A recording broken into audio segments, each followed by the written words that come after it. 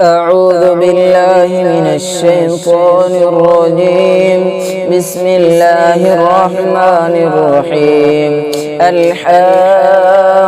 ما الحاقة وما أدراك ما الحاقة كذبت ثمود وعاد بالقارعة فأما ثمود فأهلكوا بالطاغية وأما عاد فأهلكوا بريح صرصر عاتية سخرها عليهم 7 ليال و8 أيام حسوما فترى القوم فيها صرعى كأنهم أعجاز نخل خاوية فهل ترى لهم من باقية وجاء فرعون ومن قبله والمؤتفكات بالخاطئة فعصوا رسول ربهم فأخذهم أخذة رابية إنا لما ترى الماء حملناكم في الجارية لنجعلها لكم تذكرة وتعيها أذن واعية فإذا نفخ في الصور نفخة واحدة وحملت الأرض والجبال فدكتا دكة واحدة فيومئذ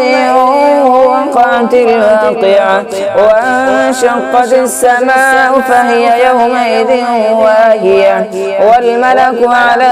أرجائها ويحمل عرش ربك فوقهم يومئذ 8 يومئذ تعرضون لا تخفى منكم خافية فأما من أوتي كتابه بيمينه فيقول هاؤم اقرءوا كتابيه إني ظننت أني ملاق حسابيه فهو في عيشة راضية في جنة عالية قطوفها دانية كلوا واشربوا هنيئا بما أسلفتم في الأيام الخالية وأما من أوتي كتابه بشماله فيقول يا ليتني لم أوت كتابيه ولم أدر ما حسابيه يا ليتها كانت القاضية ما أغنى عني ماليه هلك عني سلطانيه خذوه فغلوه ثم الجحيم صلوا ثم في سلسلة ذرعها 70 ذراعا فاسلكوه إنه كان لا يؤمن بالله العظيم ولا يحض على طعام المسكين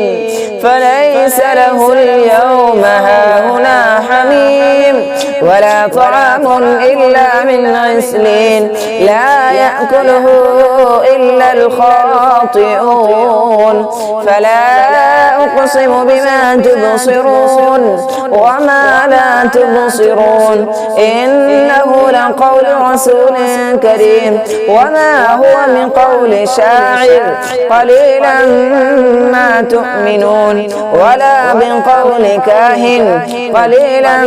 ما تذكرون تنزيل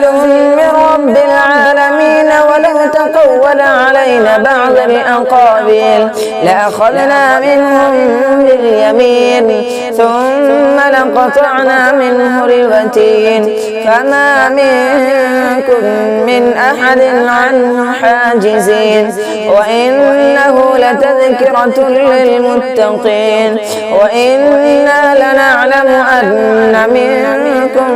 مكذبين وإنه لحسرة على الكافرين وإنه لحق اليقين فسبح باسم ربك العظيم.